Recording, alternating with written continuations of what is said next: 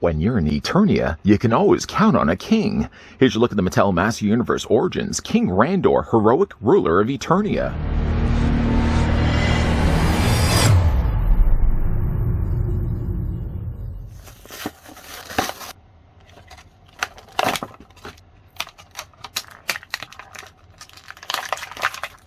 Once the captain of Eternia's defending forces, Randor was named king after defeating Skeletor. Just before we jump over to the review of Randor, let's first grab the tape measure and see how tall the figure stands. Now, on average, of course, these all are going to be standing the same heights. Randor, no exception, is about 5 3/4 of an inch tall, or the figure is going to be 14 centimeters in height. You may also notice that I'm working a little bit backwards this time around. Instead of actually looking at the one that's more inspired by the retro toy King Randor from the 80s, instead I'm looking at first the one from the 2000X series, simply just because I can't get my hands on that other Randor, and he's going right now for some crazy, stupid money. Crazy, stupid money aside being, of course, that this figure is inspired by the 2000X series, let's bring a couple of 2000X figures. Here's what he looks like with He-Man, and here's also what he looks like with the evil Skeletor. Jumping now over to the figure's accessories. First, King Randor, while I wouldn't necessarily consider this an accessory, does come included with, once again, that waist, I feel, of a piece of paper, just to simply tell you that King Randor, you can remove the arms, you can remove the boots, you can remove them at the waist, and, of course, you can decapitate him by the head. One thing that's actually missing here, you can clearly see, is the fact that the figure does not have a cape. The cape is removable, but they haven't taken the time to show you. It's basically more just the breakdown of the body. I still think it's a waste of paper myself. What is not, though, a waste of paper is the fact that the figure comes included with a mini comic. This one's entitled Serpent's Siege. You can see some of the characters, of course, making very much appearances on the front that are also appearing here, also on the back, such as Snake Tila, Snake Trooper, Slamurai, and King Randor that we're looking at in this review. I will still likely pick up Slamurai, simply just for the name alone, even though it is a Ninja repaint. And I will be picking up, although I'm a little more... I can wait till I think of a while before I pick up Snake Tila. I'm in real no hurry to pick her up right now, and of course I say that, you probably will see a review of her popping up shortly.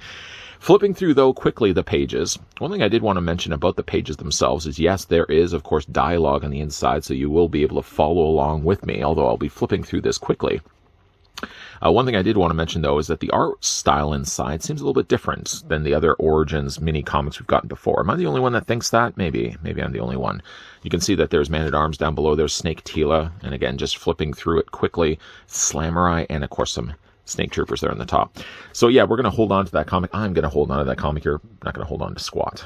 What you will hold on to is hopefully good memories of this review. Figure comes included with a staff that kind of looks like the key to the city. Randor, obviously being a king, can easily appoint himself the key bearer of the city, as it certainly does look like that. It looks like it should be able to open up a lock. Imagine if somebody was going around burglarizing houses, picking locks with King Randor's staff. The staff itself is nicely done. It sort of is the coloring of like a Werther's original wrapper. And this can be fit in his hands. This hand right now, obviously, and it's not going to be changing anytime soon, is clearly just a relaxed hand, so you'll not be doing much of anything with that. But you can at least attach the staff onto the one side of Randor's body, and you can have the figure displayed like that. Funny, though, enough, is when taking this guy first out of his plastic prison, which I found I really was having a hard time to actually do that. I noticed that the staff was located here on the back. It reminded me right away of the original Wonder Woman movie. How she was able to store a sword in the back of her body while she was wearing a loose-fitted dress. I'm just going to leave it to you to decide how she was able to do that. But anyways, it did look like kind of the way he had it displayed. It was sort of just resting in the creviced area of his more softer plastic cape, which, by the way, in case you are curious, can be removed. It's simply just a case of, although I do like the look of the cape, it does fill out the rest of the nice details of King Randor. He's got a lot of good stuff going on here. But let's just say you're one of those people that boycott capes altogether. I don't know why you're that person, but let's just go ahead for right now. You can just, again, pop the head off the bulge, right? I always like the sounds of taking off head sculpts when they're not going to be breaking. And simply just slide the cape off. That's all you really have to do. I'll leave it off for right now at least, so it gives me a chance at least to show you guys what the armor looks like. The armor, once again, is just plated front and back of a sandwich, and that fits over top of a standard Master Universe Motu Origins body. Of course, it looks a little awkward not having a king with a head, so let's just pop that head back in place. And getting a closer look at it, it is, yes, a nice-looking King Randor. Part of me, though, still feels like, I don't know, I like the fact that we are getting, of course, 2000X series based, of course, on that cartoon series that we got, again, like the early 2000s. But part of me, again, still feels like I want to be sticking only solely to Master Universe Origins figures that actually did, in fact, have 80s figures. Randor did have an 80s figure, and yet I just haven't had yet the chance to pick that figure up. But I do like the way they've molded this particular armor. It looks like you would have had it in the cartoon. You've got some nice gold there on the front, while the majority of the sandwiches on either side of the shell actually kind of molded more in a lighter red. Actually, a lot of the colors are very muted here on Randor's body. He does have the gold bracelet on the one side, but a very soft, almost very satin-like color blue here on another bracelet. The bracelet, from what I can see, doesn't seem to be removable. I suppose you probably could take the hand off, detach it if you wanted to. I know there's a lot of customizers out there that want to remove and mix and match the parts. It doesn't seem to be the case. Maybe you'd be able to pry this off, but I don't know really why you would want to in the first place. But yeah, you can take the arms really off if you wanted to. You could detach the body, even though really, like the body, once you remove it, it is also going to be removing this part. One thing that is nice by doing reviews like this, it gives me a chance to show you guys if you wanted to look and see what the loincloth looked like underneath. King Randor, in this case, actually has a light pastel blue that actually matches the color that he has on the one side. Let's just put that back in place. Pop the body easily back into place also as well. He seems to have what almost looks to be almost a cybernetic leg. Either that or it's just an armored leg, maybe something that Man-at-Arms would have maybe made for him. He's got a nice little ruby red stone there in the middle of his knee.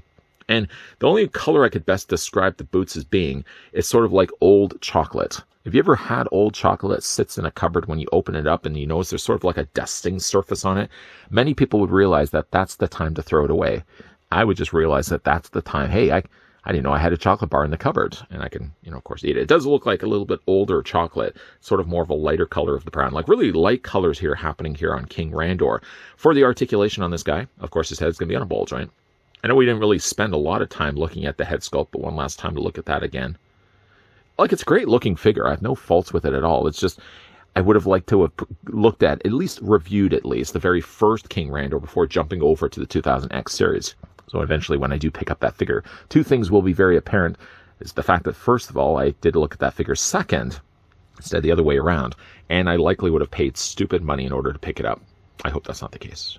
As for his arms, the arms hinge out. I've noticed on this figure, at least, the arms are very tight. He gets about a 90-degree angle bend, not limited at all by the fact he does have the little shoulders that stick out from the, of course, the body armor that he has, but you can move the arms forward and back. You can't rotate them, obviously, all the way around. That's just not how it's going to work when you've got shoulder pads like this sticking out. They're softer plastic, sure, but not enough to allow the arms to rotate all the way around. Sounds like a cat calling in the middle of the night. You can bend the elbow, yes. You can also rotate, of course, the forearm, and yeah, you can swivel the hands all the way around with the hinge back and forth. Waist swivel is there also as well. The legs do split out, but they don't split out as well, simply just because, again, like you have the lower half of his body, which is, by the way, a different color. You probably already noticed it. It's a different color than what they've painted here on the front, but it is, though, the same color that he has for the bracelet. Pretty close. Maybe this one's just a little bit more brownish in colors. He's sort of got multiple golds happening here on his body. But yeah, the legs are going to be a little bit more limited this time around. You can move them forward just only by a little bit and a little bit back also as well. The figure has only just a single hinge again in the knee that allows the lower leg to, of course, rotate. And the construction of the boots allow the boot to rotate independently, separate, of course, from the rest of the calf. And you can also move the ankle back and forth on this old chocolate. I'd still eat it. You can also rock it back and forth as well. Nice looking figure. Let's go ahead and pop the head back off. Again, we just remove this from the ball joint. He doesn't seem like a proper king unless he has a proper king cape. Let's go ahead and pop the head back into place. Here we go. And yeah, overall, a nice looking King Randor. Eventually, of course, when I do pay stupid money.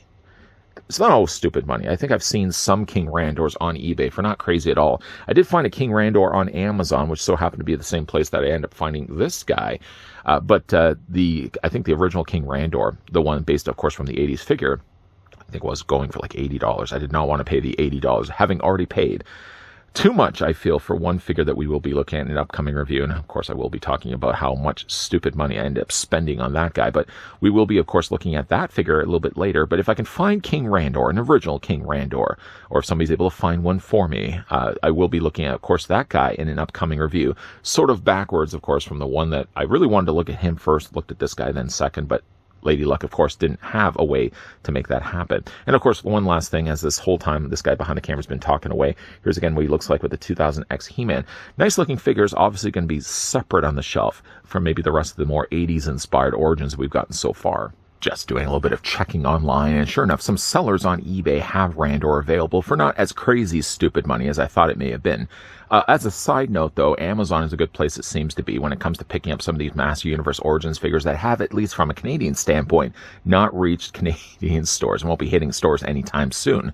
But you really do have to shop around. I actually did get Randor for a pretty decent price, and I did also get a Snake Trooper for, I feel at least, a pretty decent price. And then while I was still in the process of buying things on Amazon when it came to Motu stuff, I ended up dropping too much of a load when it came to getting one particular figure. Again, his identity will remain unknown for at least right now. Of course, when we will be looking at him, I ended up paying, just as a little tangent on the side here, I think I paid like twice the price on Amazon that I could have easily just gotten this guy on eBay. C'est la vie. In the meantime, though, King Randor's nice looking figure.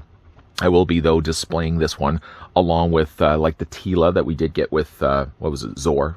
Was that Zor? I'm trying to think of the name. I think it was Zor, the little bird that, of course, she came included with. I will be displaying that with that version of Tila, because I think that that's the one that's kind of the closest to the 2000X series. Of course, I will be also displaying this Randor along with the He-Man, the Skeletor, and I also have been lately displaying them along with the Lords of Power Merman. Simply just because that's the way Merman looked in the 2000X series. So yeah, it's slowly building. Maybe not as much building as the retro toy line, but I guess it is a good thing that we are getting some 2000X stuff. Even though for me, the bread and butter collecting the Motu Origins in the first place was all about the idea of getting more posable figures of the original 80s toy line. Have you had yet the chance to pick up King Randor? Let me know down below in the comment section. And if you have, which Randor do you have? The original retro one, the original 80s version of Randor, or do you have the one from 2000X? Let me know down below in the comment section. Also, as well, as a side note, I always say this as a side note, but it's always something that you know I'm going to be saying at the end of these reviews. If you guys enjoyed this review, why not throw it a like? Why not? If you guys are enjoying the content you guys are seeing, and you certainly do want to stick around for more, hit that subscribe button down below, and you can also turn on the bell notification. We will also be looking at some more Motu stuff, so if that's the kind of thing you'd like to come back to this channel, if you think that's my bread and butter, and you'd like to come back for another slice of it, make sure, of course, you're coming back on a regular basis, because we will be looking at some more Motu stuff in the not-so-distant future. As always, guys, thanks for watching. See you guys next time.